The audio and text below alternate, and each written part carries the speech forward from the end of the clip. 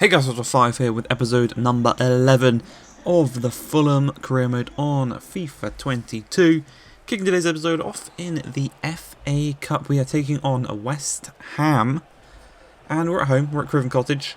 So we might, just might, be able to pull this one off. Obviously, we were in the Premier League last year. West Ham is still in the Premier League. They had one of the best seasons in their recent kind of history. Last season, qualifying for Europe, and they're doing quite good in Europe this season in real life. I'm not too sure how they're doing in-game. Coming into this one, 12 minutes into the game, Bobby Decordova-Reid is the man. We are going to be playing up top until Delap gets back from his injury. Obviously, we sold Mitrovic in the previous episode, and now we need the striker. Obviously, I decided against signing a new striker, and what we're going to do with the money from Mitrovic is we're going to buy 2 more good scouts, and we're going to send them out to Scotland and to Wales. So you'll see that later in today's episode. But yeah, for right now, we're sticking with Decordova-Reid up top. We can also play Charles? No, not sure. Yeah, Charles Roberts. He can play there. And if we really need to, we could probably put Ivan Cavallero up top as well. But into this game against West Ham, we're actually performing quite well. All things considered, obviously relegated last year. I don't know the results between West Ham and Fulham from last year, but I would assume West Ham probably won those just because of the fact that Fulham did get relegated.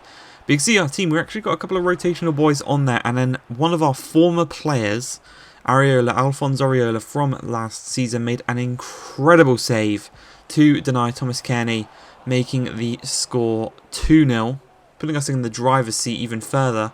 But unfortunately, it was an incredible save, and again, he is keeping them in this one. Is Alphonse Areola. He's really nicely well done in that net. But coming into this one, just 2 minutes into the second half, a very silly mistake from the American Tyler Adams. He gets his second yellow card of the match, goes in on Cavallero, or Carvalho.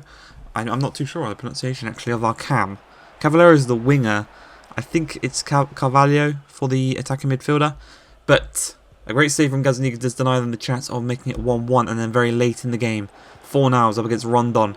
A couple of skills, he's going to look to play it back to Ryan Fredericks. There's 3 men in the middle, one of them actually unmarked at the back post, but it's just going to be between Fornows and Fredericks right now as they find a bit of space. Fornows charges into it, lays it across to Vlasic. Vlasic to Oxflex. I'm not even sure who that is, but he does tuck the ball into the back of the net, and we will have a replay against West Ham soon.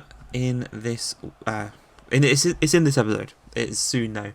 I think it's the 1st of Feb. Actually, it might be the day after the January transfer window ends. As coming to this game against Blackpool, and we're looking to win this one. Obviously, in the league, our form has been a bit shaky since the start of December. We've been a bit average, and we need to go back to that level of top quality championship team. Obviously, we're still first. Still first by quite a way, just purely for the fact that we were so dominant up until December. But yeah, we've been a bit more shaky recently. And hopefully that doesn't happen in the Premier League. Because if that happens in the Premier League next season, we could well and truly get relegated with this team. As do go 1-0 down to Blackpool, which is exactly what we didn't want. But thankfully, Weber out on this left-hand side uses his pace brilliantly, forces the 2 defenders out wide. That means there is a man in the middle, unmarked, and that man is Zambo Anguissa, who obviously we recalled from his loan at Napoli, purely for the fact that he hadn't played a game for them, which is, a bit annoying. But we obviously lost Jacob Ramsey back to Villa. We called in Zambo Anguissa, I think is a good trade. But Wilson with a great strike, trying to get us back into this one. And again, the keeper does deny us that chance. And just before half-time, we win a header here. And it's really unfortunate that it goes just to the side of Decordova-Reid there. And he doesn't quite pick it up as it goes into Maiden. Back to Anderson out on this left-hand side. Lovely little skip past Tete into Yates. The shot is blocked and it falls perfectly to their striker. And it's just really annoying. The deflection fell perfectly to him, which just meant he had an open net to tuck it into, which is annoying, but we're going to continue. Obviously, we've already scored against them once. We can do it again here as Anderson, with another bit of skill, finds Husband. Husband with a lovely touch. Thankfully, though, Tete's got the pace, but not the passing ability as it finds Yates. Yates finds Medine, and Medine finds the back of the net for the 3rd time in today's game. And he's going to got a hat-trick. We're 3-1 down against Blackpool, who are right near the bottom of the league, which is really annoying considering this. I thought this was the game that we could get our confidence back. We do get another goal back from Declan Overeem, another assist for Webber, but unfortunately for us, it just seems like too little too late. You know, there is still half an hour left, but they are playing so well in the attack here as Lavery, one-on-one, just bullets it at that near post, and he does go and make it 4-2 to Blackpool. So every time we score, they'll get one right back to restore their lead. It's so annoying. A lovely bit of skill though from Tete. Carvalho over the top to Zambo and Guisa on the volley. Didn't quite work out. Falls a Declan Overeem, but again, doesn't quite work out. And you know, they've been so good attacking offensively. They've also been really, really good defensively in this game. I know we've scored twice, but we could have had a lot more hadn't they kind of had that maybe low block. But we are going to get a third here, but again, too little too late. All of our goals have been on the counter-attack, and we just haven't been able to sustain a good attack against them, as they almost score a fifth if it wasn't for a great block by Joe Bryan, denying them that chance. And yeah, more dropped points in this one. So annoying. But we're coming into the January transfer deadline day. I didn't really know what to do.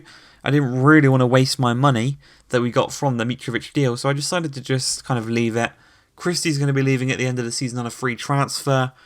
I'm fine with that. I'm absolutely fine. The players I haven't offered contract extensions to, I am fine with them leaving. But yeah, that is the January transfer window done. And now we have to go all the way through to the end of the season with the current squad we've got. I think it's more than good enough. They've proved that. And we've got a couple of youth players in the academy that look like they could be the next best thing. And as I said, with the Mitrovic money, we are going to spend that on sending a scout to Wales for 6 months to the end of the season, and sending a scout to Scotland for 6 months till the end of the season. Hopefully this kind of inlays with the, obviously we've given the objectives from the board last, in the first episode if you remember, to get talents from London. We're now going to kind of expand that out to Scotland and Wales. And you can see in the top left hand corner there, Bournemouth are in second place on 57 points. We're in first place on 69 points. So we're still 12 points between ourselves and Bournemouth. So we have actually lost quite a big gap. But thankfully the gap was big enough as to where there's still 12 points between us in this one, as Wilson is going to look to whip this ball across, and a lovely volley from Webber. Really unfortunate not to find the back of the net with that one. As we're coming into this game against Middlesbrough, again, we're going to want to look to win this one, get back to winning ways, and hopefully just improve the confidence of the squad. And we are very, very close to Delap returning from his injury. And I think as soon as he comes back in this squad, it's just going to click. Things are going to go back to the way they were, and we're going to start scoring goals. We're going to start just being better, because we've been really, really average these past 2 months now. It has been 2 months since the beginning of December is when we've been crap. We get a bit of luck going our way there. The deflection falling to Harry Wilson, who tucks the ball into the back of an open net very easily. Very, very fortunate that the keeper dove to the shot that never actually occurred. So really, really lucky there. But just before the hour mark here, lovely ball over the top. He's going to look to play it inside. Thankfully, Gazaniga can catch that one and play it out from the back as Webber takes the ball under control. Loses out though. I think Gazaniga maybe could have thrown that out to a different player, because he put a bit too much pressure on Webber there. And you know, we get a bit of a taste of our own medicine there. Deflection, open goal, easy, 1-1. Annoying. But they have the chance here to make it 2-1 here as Crooks finds Sokbar, finds McNair. Thankfully though, Gazaniga has the reactions of a cat. The cat-like reflexes do deny them the chance of going ahead in this one. And we've got just 10 minutes remaining in this game to try and find the goal to get us those vital 3 points as Webber on the ball. Going to look to knock it through eventually to Declan Overeem. Runs right to the byline, cuts back inside, finds the space. No one was marking Webber. The late arrival in the box. And he does tuck the ball into the back of the net. And he does secure us a very, very, very well fought victory in this game here against Middlesbrough. We're going to look to make it 3 with Robinson overlapping, dinking it into the middle, but they get it away. Tete can't quite find it. Then Declan Overeem can't find it. And the keeper is eventually going to carry the ball. The referee's going to blow his whistle. And we are going to win this game 2-1. 3 points in the bag. And hopefully now, come February, we should be back on our run. till the end of the season. I hope you guys, though, have enjoyed this one. If you have, please like, subscribe, and peace.